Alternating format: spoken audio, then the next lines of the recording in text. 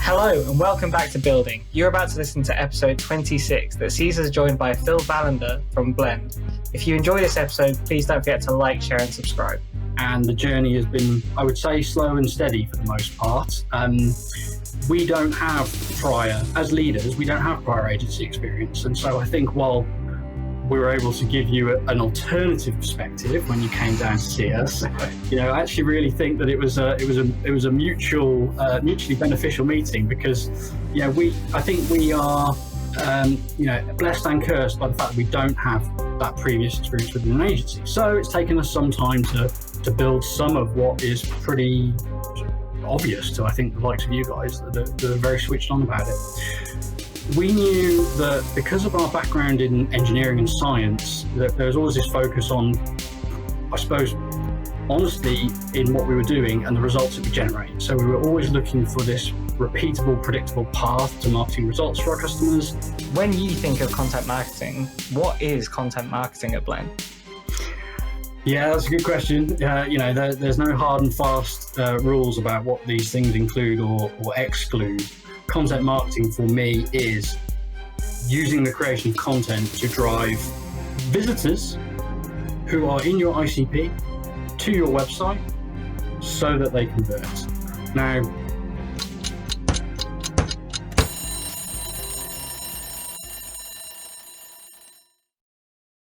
hello and welcome to episode number 26. Today's recording date is the 26th of October 2023. Welcome to Building. It's our podcast that charts the journey of growing 1225, the audience first organic search agency. As ever, I'm joined by Harry, my co-founder and co-host. Hi, Harry. How you doing, Brendan? It wouldn't be an intro if I didn't at least call you out for something. But this time I don't have anything. I'll just bring back up yesterday's, which is you nailed the date this year. Yeah, always a pressure to do that. And there's more pressure on a podcast like this because we're joined by another special guest. So we're in the midst of a run of podcasts with guests. And today I'm delighted to say that we're joined by Phil Vallender, the co-founder of Blend. Now, on your website, I know that I would class you as an inbound kind of generation agency. You're aligned with HubSpot. But you've kind of pivoted in the past few years, haven't you, Phil? Yeah, a little bit. Hi, Brendan, Harry. Good, thanks for having me on. The pivot is perhaps a bit of a strong word for the journey that we've been on. I think of it more as a honing or a refining. Inbound demand generation, using inbound the philosophy of sharing your knowledge to create pipeline is still very near and dear to me and my colleagues. But we have found that our reputation for creative websites often precedes us.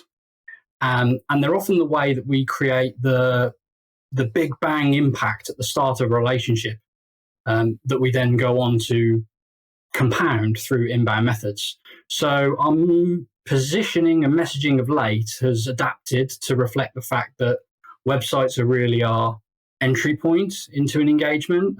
They're what we're best known for and what a lot of people come to us asking for and looking for. So it just seemed to make sense recently, given external conditions, things happening internally, competition, etc., to really create some clarity around that for ourselves, give us some focus and alignment internally, and for the people looking for that and discovering us online. So yeah, we've shifted a little bit, but as a result of identifying what we get the greatest results from, greatest satisfaction from, best relationships from, and leading with that. Fair.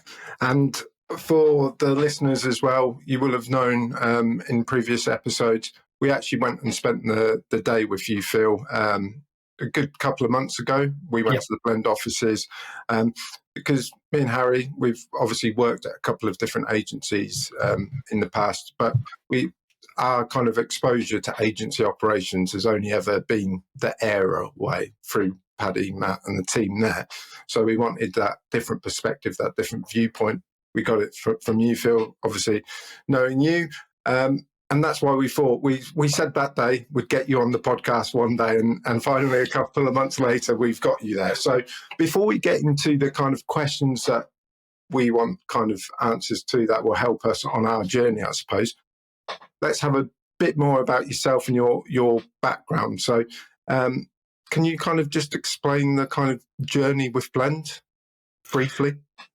Yeah, I mean, so I started Blend 2010, if I've got my numbers right. I'm not great with numbers, with my co-founders, who I met through a very serendipitous, fortuitous, unplanned, unpredictable set of circumstances after leaving my career at Sony Electronics. So university was engineering, early career was engineering at Sony, moved into product marketing type roles, and found that I had, quite a bit of love for marketing, actually. And so when I took my leave from Sony, I looked at what I wanted to do. I did some marketing consulting for a little while, and then I met people with whom I thought I could really start an agency, and we got going on it.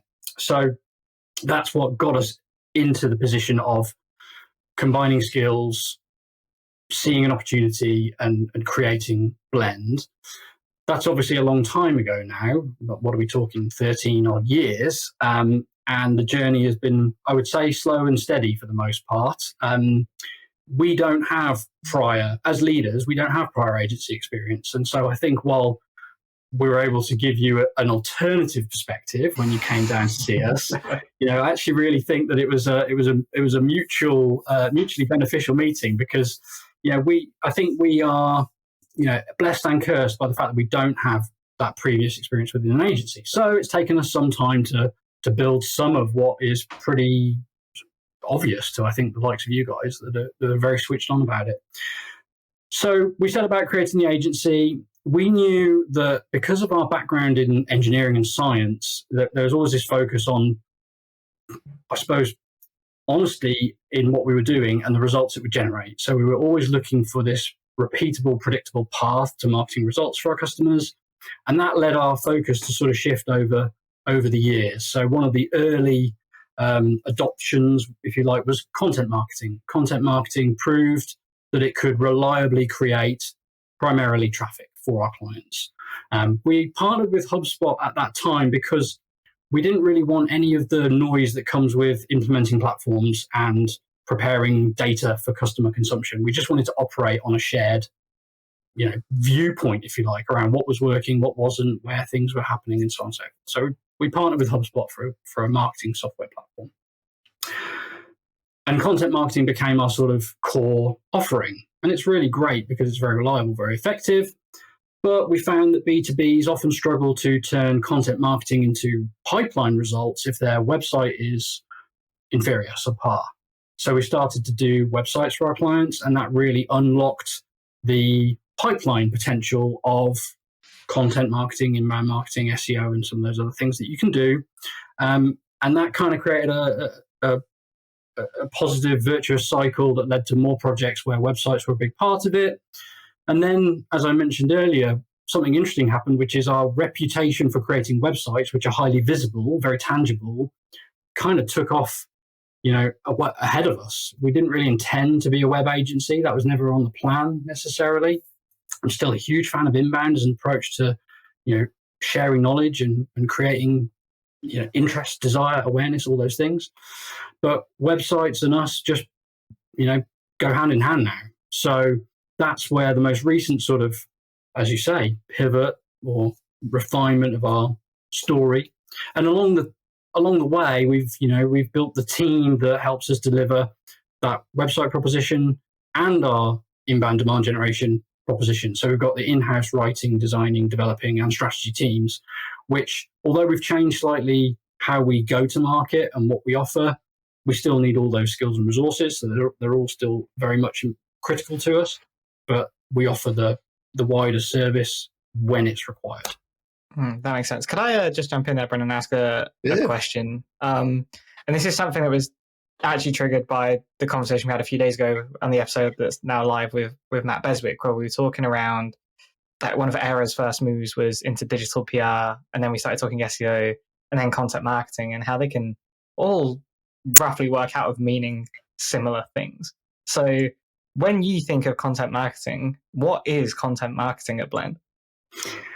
Yeah, that's a good question. There's no hard and fast rules about what these things include or exclude.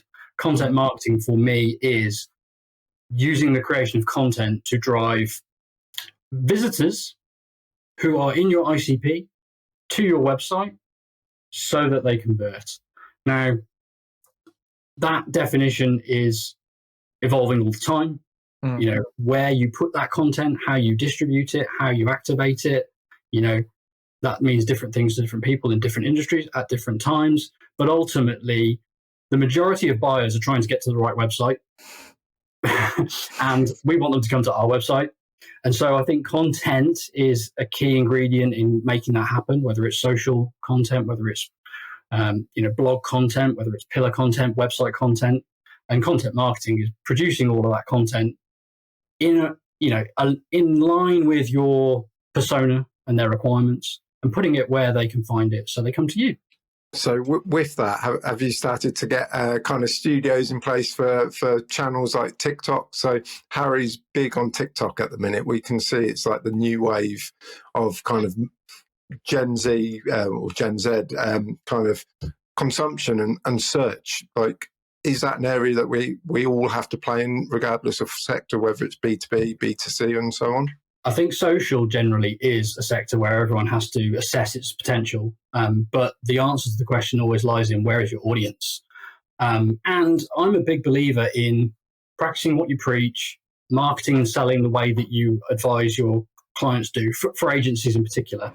And so, for us and who we're selling to, LinkedIn is still the big opportunity in play at the moment.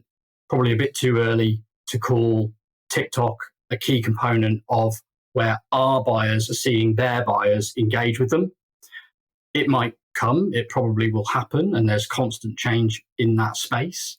But you can't master all channels at once, in my opinion. Like, you can't talk to all personas at once, at least not with the same budget. And so, I'm in favor of using the data that you have got and the sources that you trust to identify the things that have got, a high probability of working well for you, and seeing what you can do to create a consistent, sustainable result from that. And then you can move on and look at the next thing. Now, what the thing to look at and what the thing to create the sustainable result in will differ between industries and customers. But yeah, you can't ignore social anymore, because discovery in B2B predominantly, or especially, discovery is moving to social. This is clear. The role of search in the buying process is changing and shifting. And so you now need to operate in both those channels, I think, to maximize your potential to acquire pipeline through digital methods. On a more practical sense, how do you know where your customers are? So you're saying there essentially that, well, it depends, what platform depends on where your potential customers are, right? So if I am, let's say, a business owner of a B2B company selling, let's just call it SaaS, keep it simple. Like, how do I determine where my potential customers are to know which platforms are going to be right? Well, talk to them, I suppose, is the key question, the key thing there. I mean, ultimately, our buyers are usually somewhat like us. And, you can make a good start by looking at your own purchase process and asking yourself whether it's, a similar or a fit for the type of buyer you're trying to reach. And, implementing that approach, looking in the mirror, is a really good way to get started making your marketing more productive and more effective. I think it's shocking how many marketers sit down at their desk and completely forget what it's like to be a human being, and start doing things that they themselves dislike. Sales and marketing both to blame, but that doing things that work for you is a good way to get started. Persona research is great, audience research is great, and all audiences probably are everywhere. It's impossible to rule out Reddit or TikTok or Twitter, but you've only got limited resource, limited budget. And in B2B, for the time being, there's a small core of channels that, if you ask your ICP, or you do, some winter testing, or you talk to your customers, you'll probably find that there's a cluster of activity there that you can tap into. Interesting. Moving on from kind of audiences and all of that, looking at the operation side of it as well.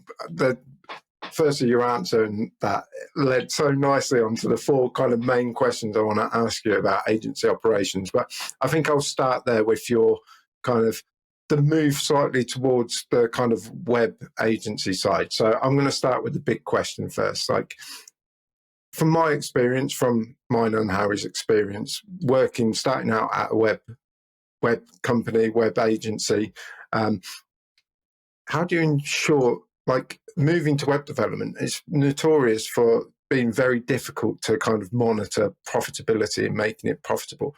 How do you make your web projects profitable as an agency? Well, the key to that is, I think, the engineering mindset that both me and my co-founder, director, colleague Sean bring to the agency, which is we've never been comfortable with like finger in the air pricing. That's got pros and cons, but our approach to pricing is fairly methodical and therefore accurate. And so we tend to set off on website projects, which are quite large projects for us, in a pretty good place in terms of knowing what the scope is, what that will cost us to deliver, and how that fits in with the customer budget.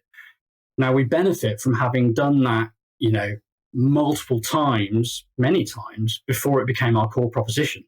So, we got some practice in there, and I'll be the first to admit that some of the first websites we did them too cheaply. I don't know if we did them unprofitably or not, but we certainly charge a very different amount now for the types of websites we build compared to when we first started doing websites 2013, 2014.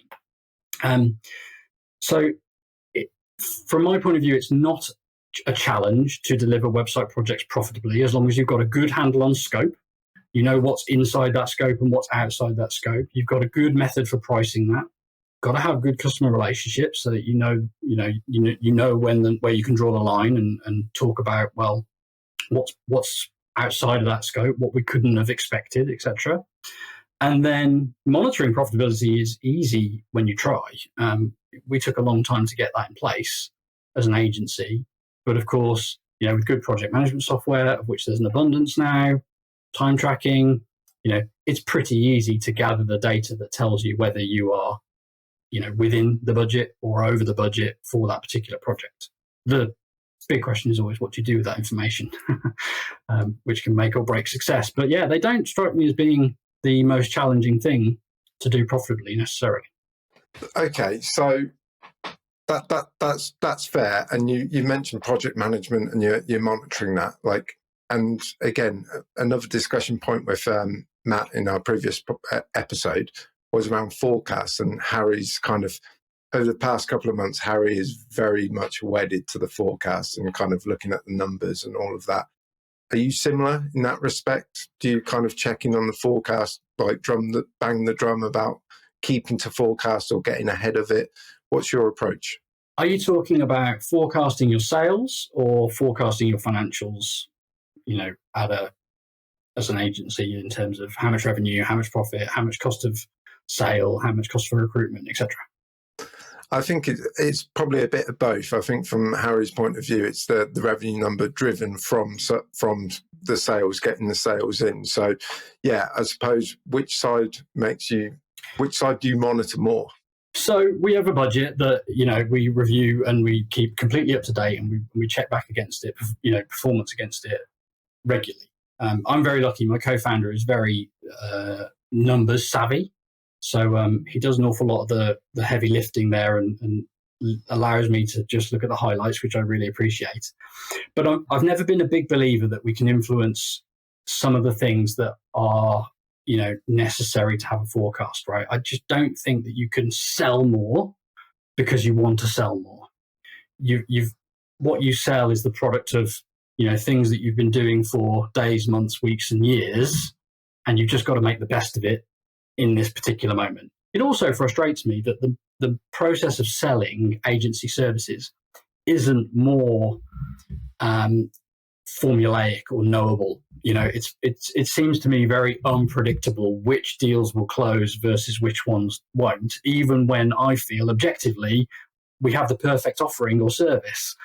So I don't try to control things I don't think I can.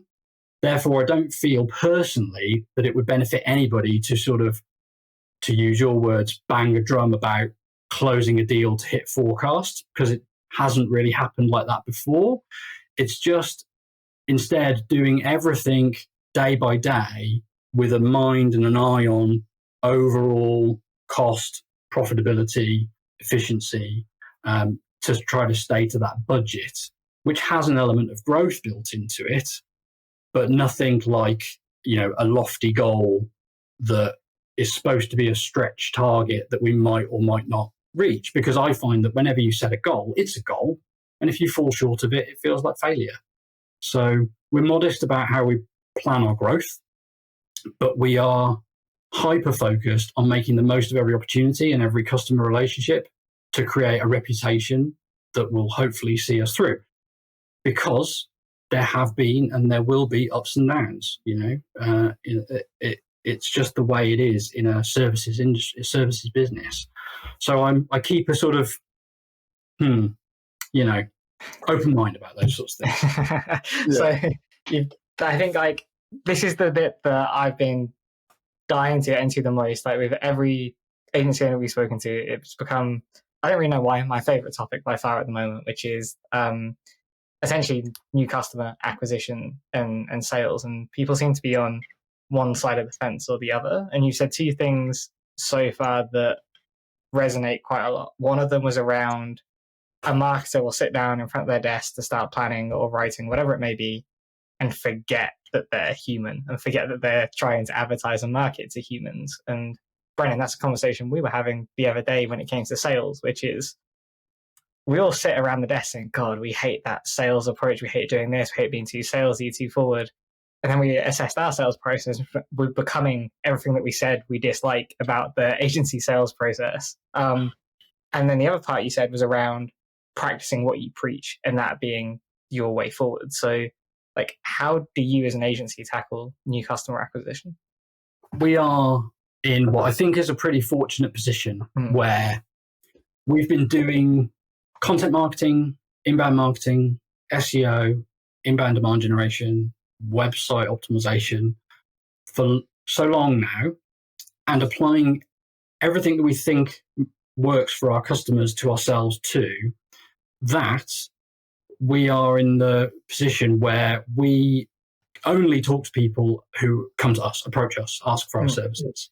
So we don't do any kind of cold calling, outbound prospecting, data purchase, intent purchase. There's no IP lookup going on. It's all coming to us. And I'm really pleased about that, because on the few occasions when I did try to go out and sell, that didn't go well. I wasn't very good at that. Whereas when someone comes up and expresses an interest in what we do, I can have a very, very constructive, challenging, thoughtful conversation about it, build trust and win that business. And we've got a volume of that which is sufficient for growth. As I said on our, when we were meeting, supply of inquiries is not a major challenge. We have quite a good volume of those. Agency operations, is a much bigger challenge. Doing the work efficiently, profitably, quickly, all those things are, things that sort of put constriction on what you can achieve. But inbound inquiries are plenty. And my advice for, most agencies is be your own best case study, practice what you preach. You may need to do some other things early doors, to get things going. You may need to, call up your network, tap up some friends and connections that, make some calls. You might need to do all of those things. But if you can try to become the authority in your field and create that inbound demand, it will always close and convert better and easier than those that you've gone out to. And this is a huge topic at the moment because there's an awful lot of money spent on high volume lead generation, large SDR teams. This is in our customers potentially, tech companies, SaaS companies, all sorts of companies. But the ROI, the close rate on those kinds of inquiries is so often so low compared to the people that come all the way to your site anonymously because they've seen you on LinkedIn, they've found you in Google, they've arrived on your site and they've navigated through it easily and they've clicked that button to say, I want to talk to you. They will close so much easier and at such a higher rate than anything else you can do. The sooner you can get that going, the sooner you can sort of lean back on things that we know we don't really relish when they're targeted at us and do more of what you enjoy. Yeah, I fully understand all of that. So flipping it over, what in your mind would be the best approach to building that kind of that inbound demand generation when it comes to the site? We want people clicking on our site, clicking and wanting to speak to us. What are the best tactics for us to go out there to get that? I reckon every agency should try to be the authority in their space, and that means create content that demonstrates that. Search is still massive, right? As you well know, social is important. Search is still huge, and there's a huge opportunity there for nearly every business. So content creation on your website that's search engine optimized, which you guys are the experts in, that will bring buyers to your site when they're searching for solutions that you have to offer is strategy number one. And then, I'm a big advocate now for taking that approach that you have for creating content that acquires organic search traffic and thinking about how you can either repurpose it for social or use it to trigger and ideate social content creation, which again is something you guys already, have a march on. But those two things together will build traffic to your site, which you can convert into customers far easier than any cold calling exercise you could try. Okay, moving this on, because again, when we get into subjects like this, we could talk all day like we did back a couple of months ago. But a couple of key questions on the agency front. So I think we'll just go back to, you mentioned co-founder Sean and kind of the way that you've approached things at Blend. Relationship wise, both with Sean and other directors there at Blend, how do you all kind of remain on the same page and push forward for the end goal? Yeah, that's a good question. I'm pleased to say that everybody that I have to work with, especially Sean, we keep a level head. We know what the goal is. We know what the objective is. It's to have a profitable business at the end of the day. We're even clearer on that these days than perhaps we were in the past when it was a bit more of when we were smaller, things were easier. It was more of it felt a bit more like hobby-esque back in those days. Now it's definitely much more professional and much more professionalism required. But we know what the goal is to run a profitable agency that employs, plenty of people and keeps them looked after and creates success for our clients. So staying focused on the goal. We've implemented some, not all, of the EOS type thinking around having effective conversations and effective meetings that are focused on your shared goals and looking at the right data. So, we've improved quite significantly over the last couple of years the quality and the value of the data that we look at as a team to inform our conversations and our decision making. So, profitability at the top level, of course, is key. Utilization of individuals and their ability to perform for you is key. Project profitability is another key. So I think it's really important. And the sooner, and I know this is where you guys have the advantage over us, the sooner you get those things in place, the sooner you can build a really healthy, constructive culture of keeping those things in focus, I think. This is a very selfish question for something that Brendan's going to testify to, I'm sure, which is I have found myself becoming a very chaotic co-founder where I see an idea and I'm like, yeah, I'm going to go chase that thing. I'll go chase it for 24 hours and then I'll go chase something else for another 24 hours. And Brendan sat there looking at me like, what are you doing? And you mentioned the importance there of understanding what the goal is and sticking to that goal. And I'm sure there's a bunch of temptation to go off and chase other things. So how do you stay focused on that goal? There are always distractions. There are always neat ideas.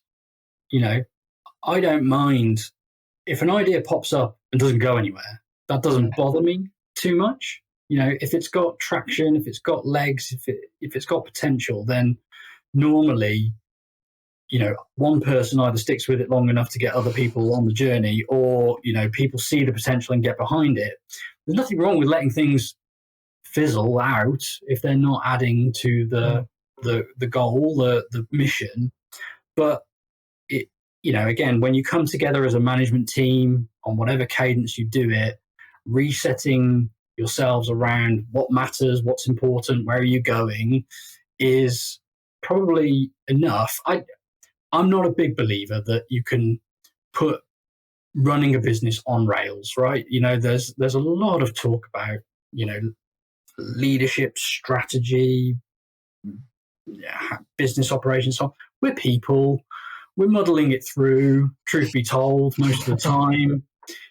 Success doesn't necessarily equal genius. It's just trying your best every day to do things in the interests of the business, in the interests of the team, by, bringing in work and delivering it profitably. Stay focused. I don't have tons of advice because I do believe that it's a little bit, it's woolly, right? And I think it's wrong to expect too much of ourselves in that regard. Just meet frequently, talk it out, and remind one another if you're going bananas and wasting your time on something that the other doesn't think has got value. The other thing that I heard, interestingly, when I was at Inbound this year and Brian and Dharmesh spoke, they said one thing which was interesting, which is they had a policy between them, which is at any time one of them could say that they would, if they wanted to back a decision despite opposition within their founding team, one of them could choose to lay on the tracks. And ultimately, they would just push that decision through and say, I believe so strongly in this thing, we're going to do it. And I take full accountability, responsibility, and blame if it succeeds or if it fails, And I think that's quite a good thing to have going on, because there will be times when you just simply can't reconcile the two possible courses of action or two sides of a decision. So allow one another to say, do you know what? I believe so strongly. I'll take this for the team. I'll see if I can make it work, and I'll apologize if it doesn't. That's brilliant. Switching back as well, obviously, again, I keep coming to this, but you're working on websites. It's almost like you weren't doing that from day one. So you've had to bring in expertise or create teams to help you do that more effectively, make that more, the engine of your agency growth. When it comes to teams and bringing people into the company and setting up teams, how do you go about that? Do you use metrics? Do you, again, go back to the forecasts, to the budgets? Or is it something that you do more in kind of gut feel? Right, this is the opportunity area. We need this web developer, this content writer. Let's go out and get them. How do you do it? So it won't surprise you, I don't think, to hear me say that it's a combination of those two things, right? So there's a data element to it, which is to say numbers always inform recruitment to some degree, because it's got to be affordable, amongst other things, and of course you can try to look at your demand for that skill and identify whether you need more resource to deliver it or so on. But at the same time, there's always an element of gut in there, because if you only looked at the numbers, one, you might only ever hire people who can, creators, producers. You might not, numbers rarely tell you when to hire, leadership roles, for example, that might not be as billable, but might be really, really instrumental in building a team or creating a proposition or something like that. So I think it's probably not wise to rely solely on numbers for that purpose. But on the other side of the equation, the agency environment is pretty unpredictable. So I think you need to feel with your gut that what the numbers are telling you is going to hold true over X period of time. because you can have a forecast, but there are no guarantees you'll meet it or hit it. We've all lost clients when it's least, attractive or helpful to do so. Will workload on that particular team, be as high 3 months, 6 months, 9 months down the road? These things are all, I think, very, very hard to know for sure, but you'll have feelings about and you'll place bets on them. So, something that Sean and I have said to one another on numerous occasions is like, let's lean into what we feel is an opportunity here, which requires hiring, whether it's justified by the numbers or not. We see the potential of putting resource behind that. Let's do it, because within the budget, we can afford it. Within the cost of people, we can afford it. And we think it will help us to create the revenue of the future and the profitability of the future. So I think it will always be a combination of those two things. And I think that's how we do it. Interesting. And I think you mentioned it here.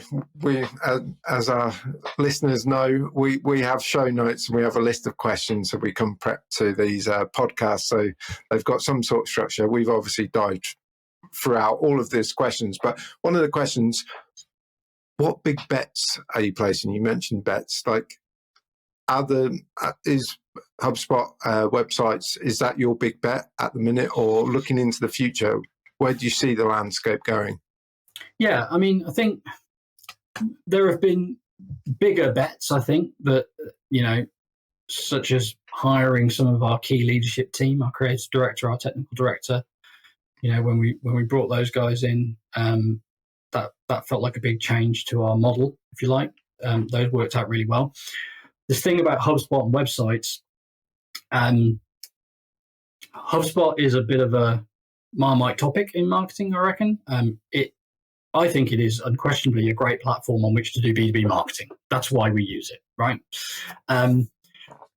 Us specializing in websites, we think, is the way to leverage our reputation for creativity, which is something I'm really, really proud of. The fact that we do highly regarded creative work at the budgets we do, is central to the websites being part of our core proposition.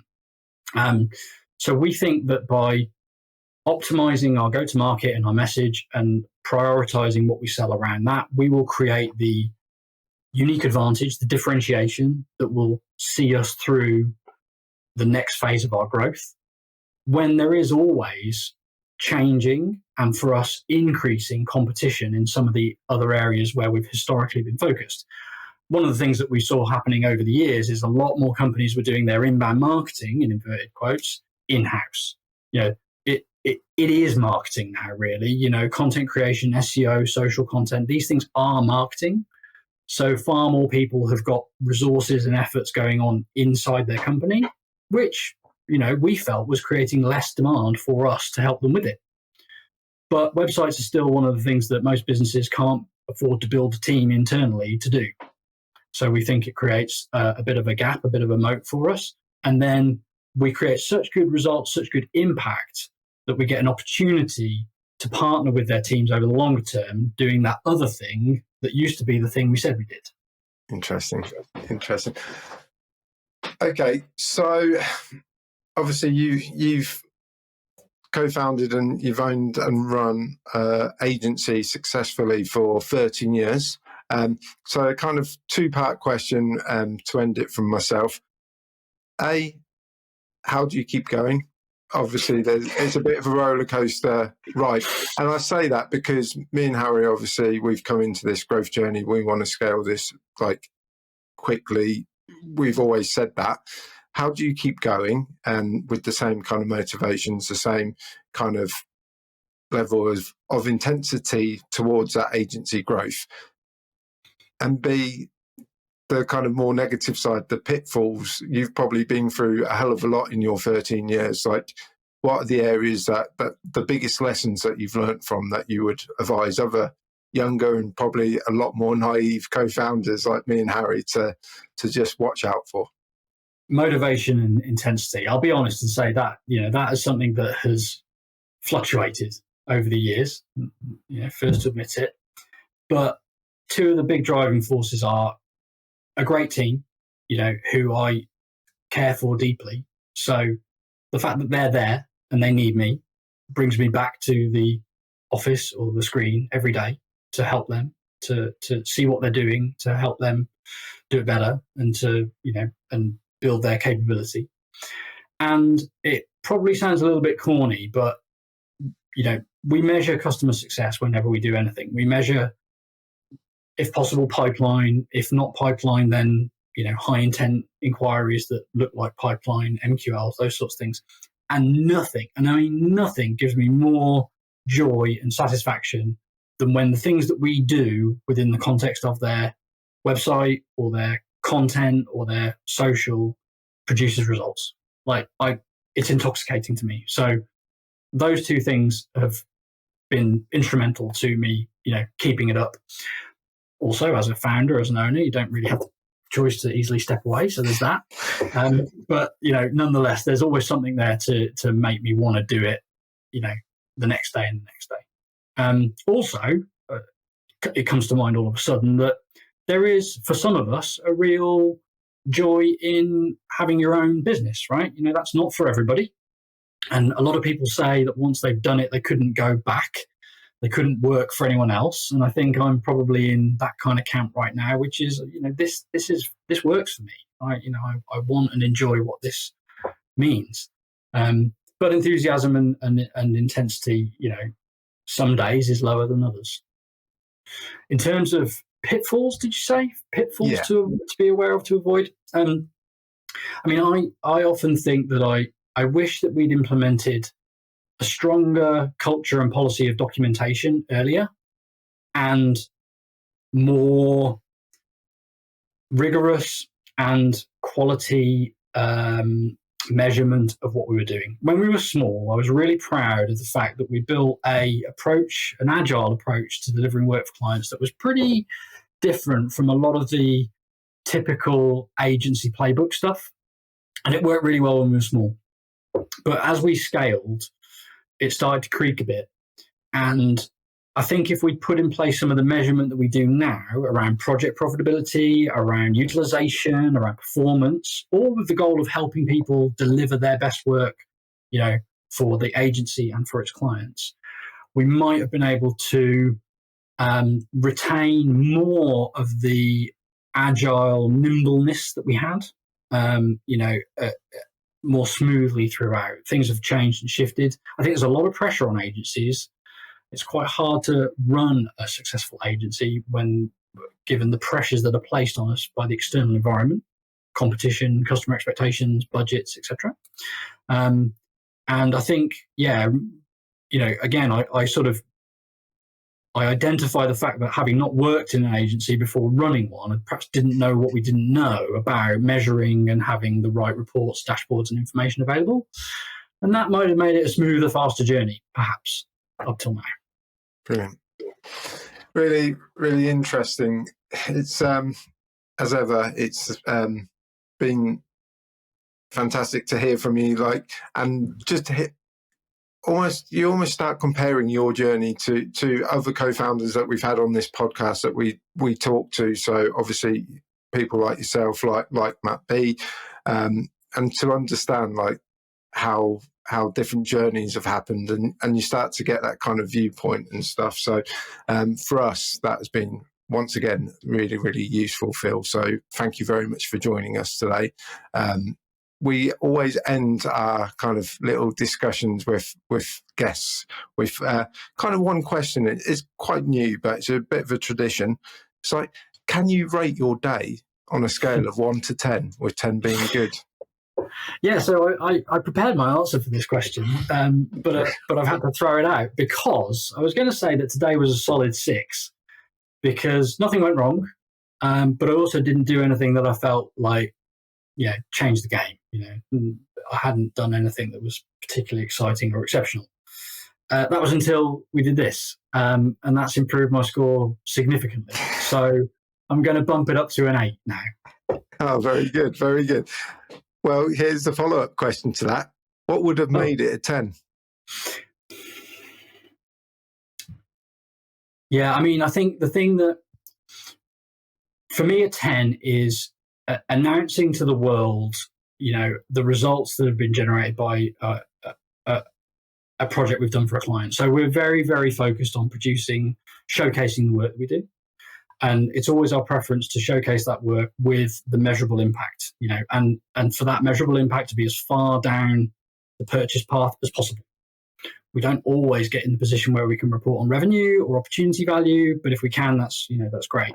And the days when we put out a new website, which, are creatively beautiful, in my opinion, but also rooted in best practices that we've figured out over a long period of time now to produce results, that is probably a 10 every time. Superb. Nice. Brilliant. Harry, any more from you?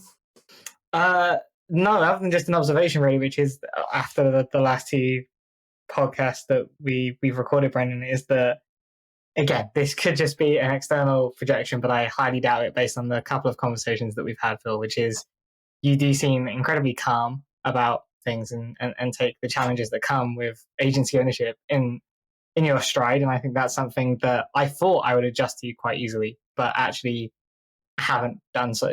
So I think having this conversation and a couple of previous ones, I am slowly challenging myself to just take a step back and allow time to breathe. And I think that has been probably my biggest takeaway from this conversation. So thank you for that. That sounds good. Yeah, I can see the sense in that. So Brendan, go for it. Brilliant. As ever, we'll end the podcast here. Swing well, putt true. Nice one. These conversations with co-founders, I always really enjoy them, and I find myself, I could talk for ages and ask so many different questions. Like, I did feel like the conversation with Phil was really good. It was almost like a duplication or a reconfirming of what we spoke about when we went down to Blend's offices in Caversham and Reading a couple of months ago. But actually, it gave you a bit of a whirlwind of what we talked about throughout that day with Phil. And I think the answers, to me, one of my biggest takeaways, I'm not like comparing them or saying because they're two different professionals in two different kind of industries, but in a lot of ways, Phil and Matt B, who's the other co-founder we've interviewed recently, their mindsets are very similar. And I think there's a degree of kind of, I don't know what it is, like a success factor. They're both pretty kind of, I don't know what the word is to say it properly, because you're never going to be fully chilled as a co-founder, but they both have that kind of, it's a positive mindset, but it's a kind of like, yeah, we'll just do good work and, good things will happen. And that mindset is quite different from, I'd love to feel like I'm that way inclined, but clearly I've lost all my hair, so I'm very stressed out at times. And I think you're younger than me, and you're probably quite a bit more ambitious at times of where we want to get to and when we want to get there. So I think hearing Phil talk about things like, the journey, and it was similar, some of the answers were similar to what Matt B was saying. I think that shows sometimes we're heading in the right direction, and I think we need to sit back, take stock, and just be like, yeah, we're doing good things. Let's keep going. Let's not apply the pressure on ourselves like I feel potentially we have been over the past couple of months. Yeah, I do agree. I think there is and I was speaking about this today actually with somebody else after the interview we did with Matt B and then with Phil, is I think there probably is a middle ground. I think if you speak to both of them, and hopefully neither of them mind me saying this, is while they have been very successful and they are very happy with the positions of their agencies, I think both would have liked to have got there a little bit quicker.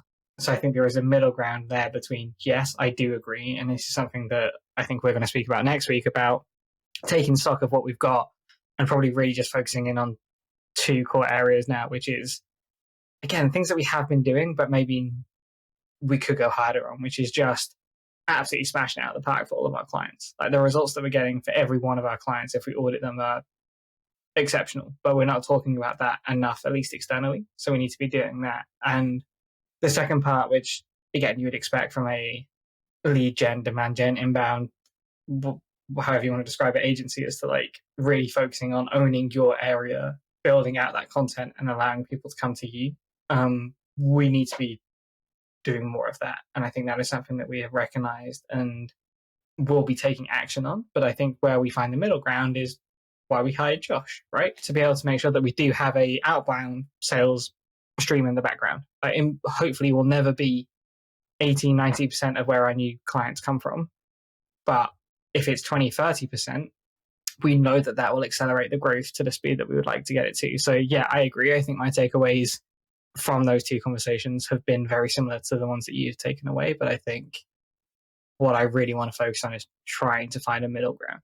Yeah, and that's fair. And I think part of that, we discuss it with Phil in this podcast, like how do you stick the course or, follow through with actions as fully as possible to give it the best chance to fly? Because I'd say one aspect that I think me and you need to get better on is that kind of almost flip-flopping. It's like, oh, let's work on this, let's work on that. Let's pick a course and go with it and fly. And I think, like you said in the previous episode with Mike, looking at things like analytics, looking at the data a bit more and actually understanding that, or making sure that we're getting data points to better judge these decisions. That's where I think we, as a pair, need to potentially optimize. And that's probably one of the most difficult areas to optimize as fresh, new kind of co-founders. And that probably only comes with experience and having lived the data, if that makes sense. Yeah, it does. It does. I do agree with that. I think it's a big thing that we spoke about the other day in the office of some of it does have to be down to gut feel. Of course it does. But there has to be some of that will be informed by data. And the more you track, the better you'll be able to make those decisions, right? Like, obviously, when we first started talking about what we wanted 1225 to be, a lot of the conversation was around, well, we don't necessarily want to run like a sports team. We do want to take a great deal of inspiration from those high-performing teams. And obviously, the best example from my side has always been like the Mercedes Formula One team, because nobody likes the Red Bull Formula One team. But like the way that I can think about a Formula One car, it has 500-600 different sensors on it. You could argue to a point that that's overkill, but every one of those sensors has a data point and it measures something.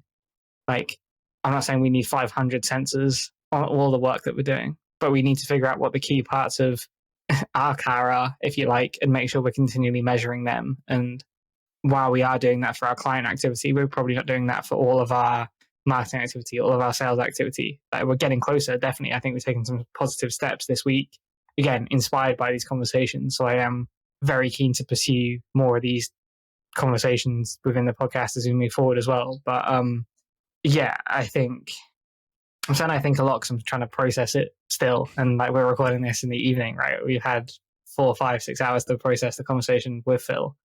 But it is that sense of how would I describe it? Of like, it's okay not to know everything, and that's absolutely fine. And I don't think we would ever proclaim to know everything.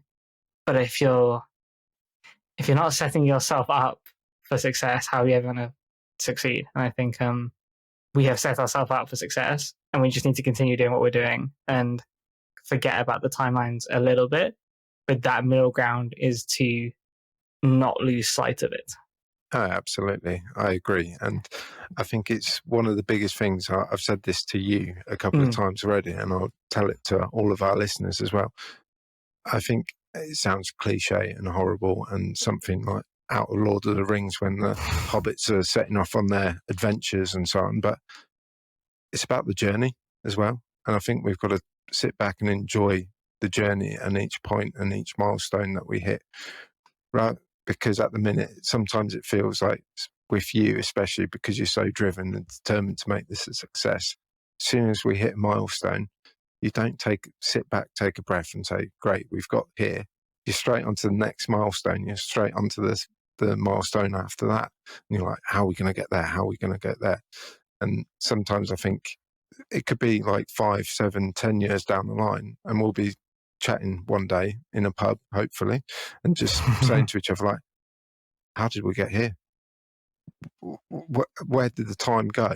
Yeah. And if we don't sit back and just enjoy and reflect on what we've been doing, you'll miss it and you'll potentially regret that as well. So that's one bit of advice. maybe you'll have some hair in 10 years' time as well. Maybe not, but well, I mean, we'll see. if this goes well, I'll be able to afford a transplant. So yeah, I'll have a mullet by the time we sit down and reflect in that period of time. But yeah, I agree with everything that you're saying. I think the other big takeaway, just to wrap this up, is around something that we've been encouraging Josh to do and have been saying to each other as well, around swinging your own swing when it comes to this stuff, because there are no right answers at all.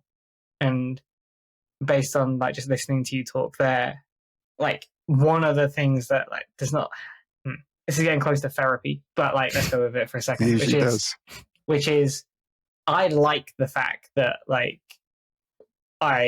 we achieve something and I'm like, okay, great, what's next? Like I quite like that. I like that way of working, but I think there's a middle ground, which is like, okay, well, we have a quarterly review where we review each of the quarters that we've had, like taking some time within there to then reflect on the successes that we've had, albeit probably some failings as well, like is probably the middle ground for me. So I just need to make sure that when we're having those reviews that we're allowing time for that. Agreed. For me, it's a bit simpler than that. Like every milestone we hit, we should then celebrate by getting around on the course. Mm. Yeah, I mean, more excuses to play golf. So I don't think either of us are going to argue with that. Exactly. So I'll end things off by once again saying thank you very much to Phil. He's been very gracious with his time. Now, that's the second thing he's helped us with, but also with the previous guests we've had. We're excited to also have a couple more guests lined up.